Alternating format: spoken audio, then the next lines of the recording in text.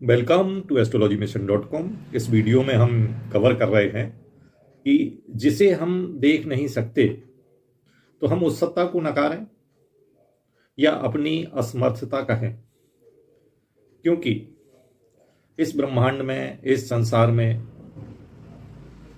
यदि हम कहीं खड़े होते हैं तो किसी समय पर खड़े होंगे। उस समय जो है हमारी कुछ लंबाई, चौड़ाई, ऊंचाई होगी और हमारा कुछ द्रव्यमान होगा, और यदि इतनी चीजें होंगी तो हमारा अस्तित्व लोगों के सम्मुख होगा। लेकिन जो हमको नहीं दिखता है, जिसको हम नहीं नाप सकते, क्या उस अस्तित्व को हम नकार दें? जैसे मन, हमारी भावनाएं और हमारी आत्मा, इसको हम उस तरह नहीं नाप सकते, तो क्या इनका अस्तित्व नहीं है? यस, इनका अस्तित्व है, क्योंकि इनका अस्तित्व जो है आप महसूस करते हैं। आपका मन है, उस मन में आपकी भावनाएं हैं, आपकी आत्मा जो है उसको आप महसूस करते हैं। लेकिन इनको हम किसी तरह नापा नहीं जा सकता। इसी तरह जो है अन्य ग्रहों पर भी जीवन होने को नकारा नहीं जा सकता। ये नहीं कहा जा सकता कि वहां जीवात्मा नहीं है, क्योंकि जिस तरह हम अपना मन, आत्मा और भावनाओं को नहीं देख पाते हैं लेकिन उनका अस्तित्व महसूस करते हैं, इसी प्रकार अन्य ग्रहों पर जो जीव आत्मा है उनका अस्तित्व जो है एक अलग डायमेंशन में है, एक अलग आयाम में है। इसलिए वो हमको नहीं दिखता है, क्योंकि हमको जो दिखता है इस ब्रह्मांड में वो त्रिआयामी होता है।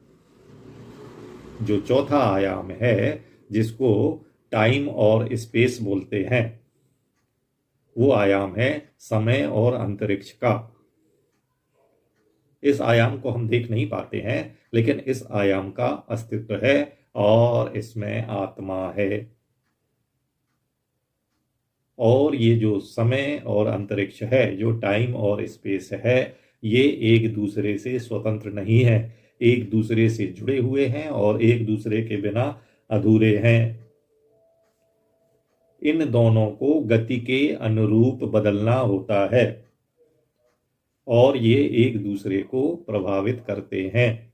समय और जो है अंतरिक्ष, ये एक दूसरे को प्रभावित करते हैं। अंग्रेजी में इनको कहते हैं टाइम और स्पेस। जैसे ब्रह्मांड में घटना कहाँ घटी इतना जानना पर्याप्त नहीं है, वो घटना कब घटी ये जानना जरूरी है। जैसे व्यक्ति कहाँ से आया और कितने समय में आया ये जानना जरूरी है।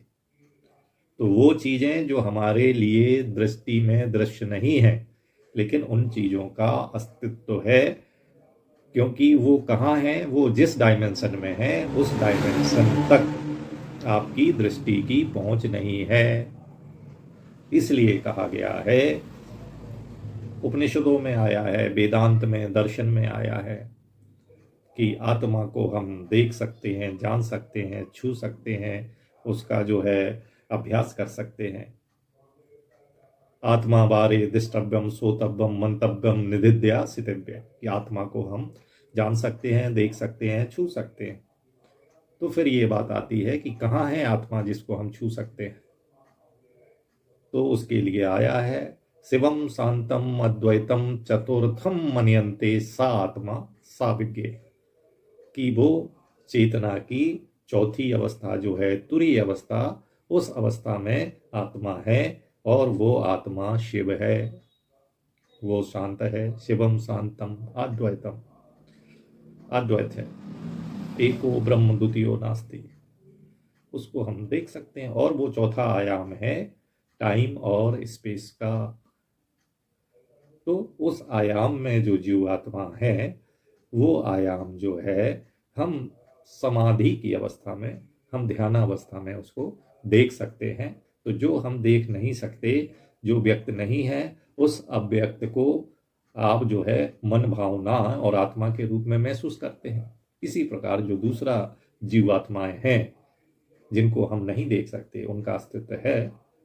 और इसी प्रकार जो है दूसरे ग्रहों पर भी जीवात्माओं का अस्तित्व है, और हमें नहीं मालूम इसलिए क्योंकि उनकी जो आयाम है वो आयाम अलग है, इस वजह से वो हमको नहीं दिखते। नमस्कार।